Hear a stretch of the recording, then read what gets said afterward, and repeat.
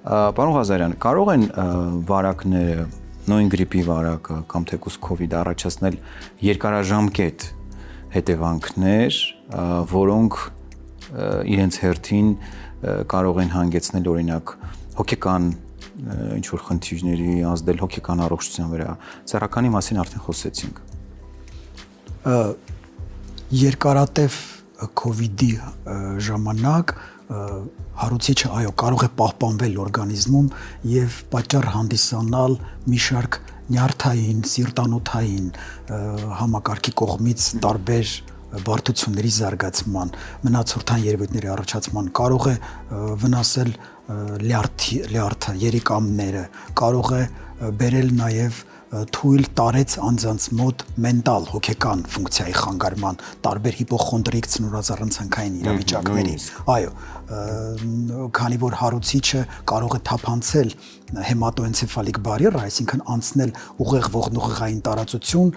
ազդել նյարդային բջիջների վրա եւ նույնիսկ ապացուցված է, որ համաճարակի ժամանակ օրինակ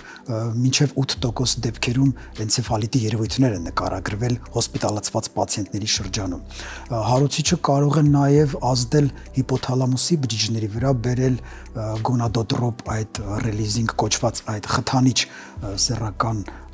խթանիչ գործոնների արտադրության նվազման, որի հետևանքով մենք կարող ենք ունենալ այսպես կոչված երկրորդային կամ ձեռքբերովի հիպոգոնադոտրոպ հիպոգոնադիզմ։ Մեր հանրության համար ավելի մատչելի ձևով կարող եմ ասել, որ հարուցիչը թափանցելով գլխուղի այդ հիպոթալամուս կոչված հատվածում, այն կարող է բերել այդ հատվածի կողմից, այդ օրգանի կողմից սեռական հորմոնների խթանող գործոնների արտադրության նվազում, որի հետևանքով կարող է երկարատև պահպանվել ցածր լիբիդոն, ցածր սեռական ցանկությունը եւ պատճառ հանդիսանալ տարբեր նյարդային հիվանդությունների եւ նյարդահոգեկան խանգարումների։